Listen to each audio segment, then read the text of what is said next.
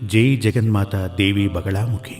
ఓం హ్రీం బగళాముఖి వరదే సర్వసౌభాగ్యప్రదాయిని సమస్త భక్తానాం సర్వాభీష్టం సాదయ సాదయ హ్రీం ఓం స్వాహ. ఈరోజు నేను మీ అందరితోటి ఓ ముఖ్యమైన విషయం మాట్లాడబోతున్నాను. అదేమిటంటే, చాలామంది వచ్చి నాకు చెప్తుంటారు, స్వామి మాకు చాలా భయంగా ఉంది, అన్నిటికీ భయపడుతుంటామని చెప్తారు. ఉద్యోగం చేస్తున్నాను, కానీ నా పై అధికారులు ఏదైనా అంటారేమో, ఉద్యోగంలోంచి తీసేస్తారేమో, వ్యాపారం చేసేంత డబ్బు కూడా ఉంది, కానీ వ్యాపారం చేస్తే ఏమవుతుంది, ఇలా ప్రతిదానికి భయం.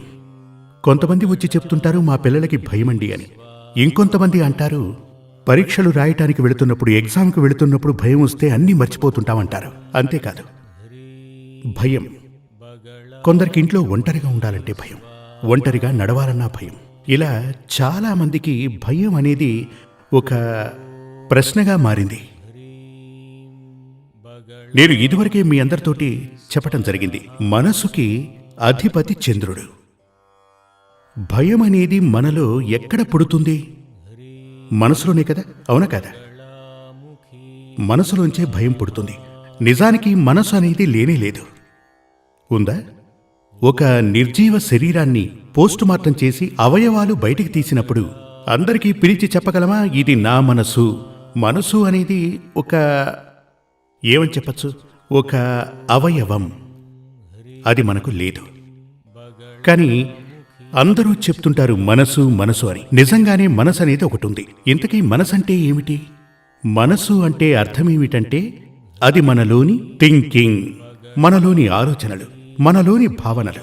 ఆ ఆలోచనలకు రూపాన్ని కల్పించే ఓ భావన, అదే మనసు. ఆలోచనలకు రూపకల్పన చేస్తే మనకు కనిపించే భావనే మనసు. అందుచేతనే మనసు పర్మనెంట్గా ఉండదు. ఇప్పుడు కొంతకాలం ఓ ఇద్దరు బాగా కలిసి ఉంటారు, ఆ తర్వాత బద్ధశత్రువులుగా మారిపోతారు. ఇవన్నీ కూడా ఆ మనోనిలయంలో జరుగుతుంటాయి. ఈ మనోనిలయం మనలో భయాన్ని సృష్టిస్తుంది. ఒక వ్యక్తి జాతకంలో మనసుకి అధిపతి చంద్రుడే, మనోకారకుడు చంద్రుడు అంటూ ఉంటారు. ఆ చంద్రుడు జాతకం ప్రకారం బలహీనంగా ఉంటే, అదేవిధంగా రెండవ స్థానం లగ్నం, ఈ మూడు ఎప్పుడు కూడా జ్యోతిష్య శాస్త్ర ప్రకారం ఒక గ్రహాన్ని చూసి జాతక ఫలం చెప్పడం మూఢత్వం, అవునా కదా? ఇప్పుడు రాశిలో 3 గ్రహాల యొక్క ప్రభావం, ఈ మూడింటినీ సరిగ్గా పరిశీలించినప్పుడు చెప్పబడేదే నిజమైనటువంటి ఫలం. అంటే లగ్నాధిపతి, రెండవ స్థానంలో చంద్రుడు. ఈ మూడింటినీ జత కలిపి చూస్తే అతని యొక్క మనోబలమేంటో తెలుస్తుంది. ముఖ్యంగా చంద్రుడు, మనసుకి అధిపతి అయినటువంటి చంద్రుడు నీచ స్థితిలో ఉంటే, బలహీనపడి గనక ఉంటే, మీ జాతకంలో చంద్రుడు బలహీనపడి ఉంటే, ఒకటి మనోవ్యాధి ఉంటుంది. ఈ భయమని చెప్పబడేది కూడా ఓ విధమైన మనోవ్యాధే. కొందరు తమ నీడను చూసే భయపడతారు. ఇంట్లో ఎవరో ఉన్నారనుకుని, ఎవరో ఉండరు, తనే ఉంటాడు, కానీ ఎవరో ఉన్నారు స్వామి. ఇలాంటి వారిని చాలా త్వరగా ఈ మంత్రతంత్రాలు చేసేవారు మోసం చేస్తారు. నీకు చేతబడి చేశారు అంటారు. ఇప్పుడు చేతబడి లేదు అని నేను చెప్పట్లేదు, కానీ 99% భయం అనేది మనిషిలోని మూఢనమ్మకమే. ఊరికే ఒక వ్యక్తి ఇంట్లో ఒక కుంకుమ పూసిన నిమ్మకాయని కట్ చేసి, దానికి పసుపు కుంకుమ అద్ది 2 పూలతో తన ఇంటి ముందు పడేయండి, మరుసటి రోజే మంత్రగాడి దగ్గరికి వెళ్ళి ఎవరో నాకు చేతబడి చేశారు అంటాడు. మనోబలం ఉన్నవాడు వాటిని తీసి పడేసి తన పని మీద తను వెళ్ళిపోతాడు. అదేవిధంగా చాలామంది, కొందరు మనకు బాగా కావలసిన వాళ్ళు ఉంటారు. ఒక డెడ్ బాడీ పక్క రూంలో పడి ఉంటుంది, ఇతను ఆ రూమ్ వైపే వెళ్ళాడు. అయ్యో నేను వెళ్ళను, నాకు భయం, అలా అని చెప్తుంటారు. మరణించినటువంటి ఆ దేహం మనల్ని ఏమీ చేయదుగా, ఓ పాషాణం లాంటిది. పాషాణం అంటే తెలుసుగా, ఒక బండరాయి. అది అసలు మనల్ని ఏమీ చెయ్యదు. ఆత్మ అనేది ఒకటి ఉంది, కానీ అది మనల్ని స్పృశించలేదు. ఆత్మ అని చెప్పబడేది ఎలాంటిది అంటే పొగలాంటిది. ఇప్పుడు మీరు చూసుంటారు, ఊటీ, కొడైకెనాల్ లాంటి ప్రదేశాలలో అక్కడ పొగమంచు ఉంటుంది. అది మన కంటికి కనబడుతుంది, కానీ చేత్తో పట్టుకోగలమా? అలాంటిదే ఈ ఆత్మ యొక్క స్వరూపం. అందుచేతనే ఆత్మని అరూపి అంటూ ఉంటారు. అరూపి అంటే ఎటువంటి రూపం లేనిది అని అర్థం. ఆత్మలు అరూపాలు, ఎటువంటి రూపం లేనటువంటివి అలా అని చెప్తా. అంటే ఈ ఆత్మలు మనల్ని పొగమంచులా మారి ఒక్కోసారి మనకు అవి కనిపించే ప్రయత్నం చేస్తాయి. వాటిని చూసినప్పుడు మనోబలం లేనటువంటి వ్యక్తులు భయపడుతుంటారు. కొంతమంది మీరు చూసుంటారు, ఇప్పుడు దయ్యం పట్టి ఆడుతుంటారు కదా, ఒంటికి దయ్యం పట్టింది, పిశాచి పట్టింది. నిజానికి అలాంటివేవీ లేవు. బాగా అర్థం చేసుకోండి. ఇది కేవలం ఓ భావన. వాళ్ళు అనుకుంటూ ఉంటారు నా శరీరానికి ఏదో పట్టింది అని. ఇప్పుడు ఓ గ్లాసులో పూర్తిగా నీళ్లున్నాయనుకోండి. ఆ గ్లాసులో నిండుగా నీళ్లున్నప్పుడు మరో గ్లాసు నుంచి నీళ్లు తీసుకుని పోయగలమా? లేదుగా. ఒక బాటిల్, అందులో ఫుల్లుగా రంగు నీళ్లు పోసుంచాం. మరో బాటిల్లో మరో కలర్, ఇందులో రెడ్ ఉంది, ఇందులో గ్రీన్ ఉంది. ఇందులో గ్రీన్ నింపగలమా? లేదు. ఎందుకని? ఇది ఫిల్ అయి ఉంది, ఫుల్గా ఉంది. అదేవిధంగా ఒక శరీరంలో ఓ ఆత్మ ఉన్నప్పుడు ఆ ఆత్మ ఆ శరీరాన్ని వదిలి బయటకు వెళ్లకుండా, విడిచిపెట్టి వెళ్లకుండా మరో ఆత్మ అందులోనికి ప్రవేశించలేదు. అంటే నాకు దయ్యం పట్టింది, అలాగే పిశాచి పట్టింది, దేవుడు ఒంటి మీదకు రావటం కూడా అబద్ధమే. అలాంటివేం జరగవు. నేను చెప్తున్నాను, మీరు వినండి. మీరు చాలా ప్రదేశాలకు వెళ్ళుంటారు. కొంతమంది చెప్తారు భగవంతుడు పూనాడు, అమ్మవారు పూనింది అని.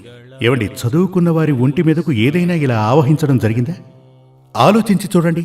ఇప్పుడు ఒక ఐఏఎస్, ఒక ఐపీఎస్, ఒక డాక్టరు, ఒక ఇంజనీరు, ఇలా ఎవరి ఒంటి మీదకైనా ఆత్మలు ఆవహించడం మీరు చూశారా? ఇవి 10 లోపు చదివిన వాళ్ళనే ఆవహిస్తూ ఉంటాయి. ఆలోచించి చూడండి. ఇదంతా కూడా ఓ మనోవ్యాధి. కొందరికి దైవం పూనింది అనే భావన ఉంటుంది, మరికొందరికి దయ్యం పట్టుకుంది అన్న భావన ఉంటుంది. ఇవి రెండూ ఒకే చట్టంలో ఉన్నవి. మనోబలం లేని వారికే ఇలాంటి భావనలు ఉంటాయి. ఇప్పుడు మనోబలం మనకు జాతక ప్రకారం లేదు అంటే, ఒకటి, అది భయంగా పరిణమిస్తుంది. ఆ యోగం అంటే ఇక్కడ భాగ్యమని కాదు, గ్రహాలు పరస్పరం చూసుకోవటం, జత కావటం వల్ల ఏర్పడే ఆ పొజిషన్. అందుకే దాన్ని యోగం అంటూ ఉంటాం. జ్యోతిష్ శాస్త్రంలో అలాగే అంటూ ఉంటాం. ఈ గ్రహయోగాలు వచ్చి అదేమిటంటే, చంద్రుడు మైనస్లో ఉంటే, పాపగ్రహాలు ఉన్నా, హీనస్థితిలో ఉన్నా మనలో భయం ఉంటుంది. ఆత్మస్థైర్యం లేనటువంటి వ్యక్తి అయి ఉంటాడు. కొందరు ధైర్యం లేనటువంటి వారు, కొందరికి ఆత్మస్థైర్యం ఉండదు. కొందరికి అనుమానం ఉంటుంది. భార్య మీద అనుమానం, అమ్మ మీద అనుమానం, అలాగే నాన్న మీద కూడా. వాడు ఇది చేశాడు, అది చేశాడు, ఆవిడ చేతపడి చేయించింది, ఇలా వేల కొద్దీ అనుమానాలుంటాయి. ఇలాంటివన్నీ ఏర్పడడానికి కారణం మనోబలం లేకపోవటమే. మనోధైర్యం ఉంటే, ఆత్మస్థైర్యం ఉంటే జీవితంలో మనం విజయం సాధించగలం. ముందు మనలో అదుండాలి. జీవితంలో విజయం సాధించడానికి ఎన్ని కష్టాలొచ్చినా సరే, మనోబలం లేకపోతే అంతే. మనోబలం ఉండి తీరాలి. మనోబలం ఉండాలి అంటే జాతకంలో చంద్రుడు బలంగా ఉండాలి. అంటే జాతకం ప్రకారం నేను చెప్పినట్టు మీ జాతకంలో ఇలాంటి అనుభవాలు గనక మీకు ఎదురైతే ఖచ్చితంగా మీ జాతకాన్ని తీసి చూడండి. అందులో చంద్రుడు బలహీనంగా ఉంటాడు. చంద్రుడు బలహీనపడడానికి కారణం అమావాస్య ఉంది కదా. అమావాస్య నుండి 8వ రోజు అంటే అష్టమి అంటారు. అంటే ఇది అమావాస్య నుంచి 8వ రోజు, అది అష్టమి. దీనిని శుక్లాష్టమి అని కూడా అంటారు. శుక్లాష్టమి నుంచి పౌర్ణమి వరకు, అంటే పౌర్ణమి తర్వాత మరో అష్టమి కూడా వస్తుంది. అది కృష్ణ అష్టమి. కృష్ణపక్షంలో వస్తుంది గనక అది కృష్ణాష్టమి. అంటే మీ జాతకంలో ఆ చంద్రుడు శుక్లాష్టమికి కృష్ణాష్టమికి మధ్యలో ఉన్నవాడైతే ఆ చంద్రుడికి బలముందని అర్థం. లేదు అంటే బలం లేనటువంటి చంద్రుడు. మీకవన్నీ అక్కర్లేదు. మీకలాంటి భావనలు కలిగినా, మనసులో మనోవ్యాధి ఉందని తలచినా మీకు చంద్రుడు నీచ స్థితిలో ఉన్నట్టే. దీనికి మానసమిత్ర వటకం అనే ఔషధమే ఉంది. అదేవిధంగా మానసమిత్ర హోమం అనేది కూడా ఉంది. మానసమిత్ర వటకంలో వాడేటువంటి ఔషధాలతో హోమం చేయటం ద్వారానే దీనిని మందులా వాడతాం, దీనిని మంత్రంగా వాడతాం.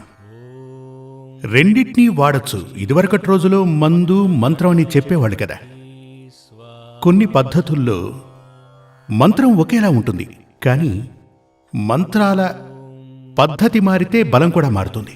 మనం పురాణాల్లో చూసి ఉంటాం కదా, రాముడు విల్లు సంధిస్తాడు. ఒక మంత్రాన్ని జపించి విల్లుని సంధించినప్పుడు అక్కడ భయంకరంగా నిప్పు కురుస్తుంది. ఇదే ఆగ్నేయాస్త్రం.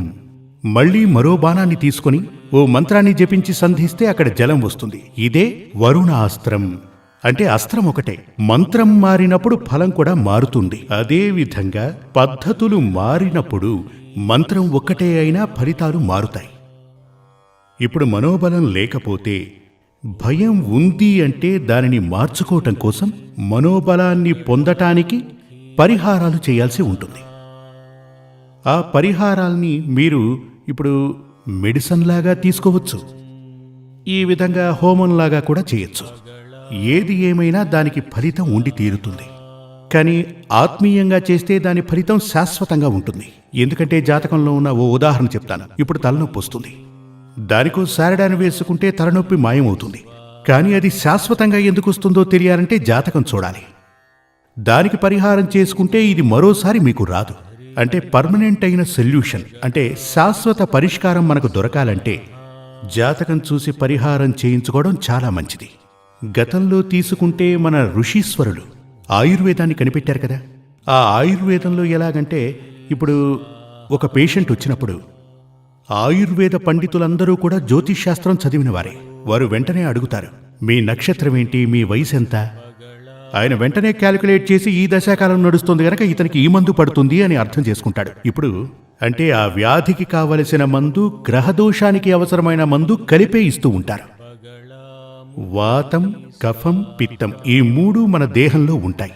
ఈ మూడు స్థితులు సరైన మోతాదులో శరీరంలో లేకపోతే మనకు వ్యాధులు 99% వ్యాధులు వస్తుంటాయి. వీటిని కంట్రోల్ చేయగలిగినవే ఈ మంత్రాలు, వాటి పద్ధతులు కూడా. అలా చేస్తే మనకు కేవలం మనోబలం మాత్రమే కాదు, కాయబలం చేకూరుతుంది. కాయమంటే శరీరం అని అర్థం.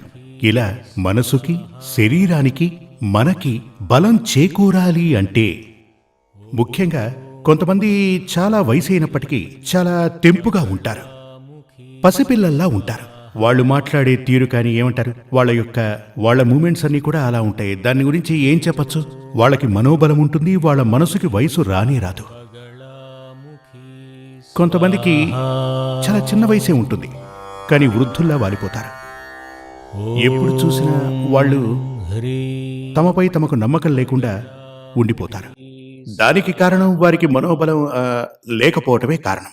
వీటన్నిటికీ జాతకం చూసి చంద్రుని యొక్క శుభదోషాలు, ఆ నీచ ఫలాలు కనుక్కొని వాటికి పరిహారం చేసుకుంటే తప్పకుండా భయం అనే వ్యాధి, అది వ్యాధే. భయం అంటూ ఉంటే అది మనోవ్యాధే. 100% సందేహం లేదు. భయం అంటే అది ఒక మనోవ్యాధి. దాన్ని మార్చడానికి మానసమిత్ర హోమం గనక చేస్తే అది పరిపూర్ణంగా వెళ్ళిపోవడమే కాక మళ్లీ రాదు. జై జగన్మాతా దేవి బగళాముఖి. సమస్త భక్తానాం సర్వాభీష్టం సాధయ సాధయ హ్రీం ఓం స్వాహ.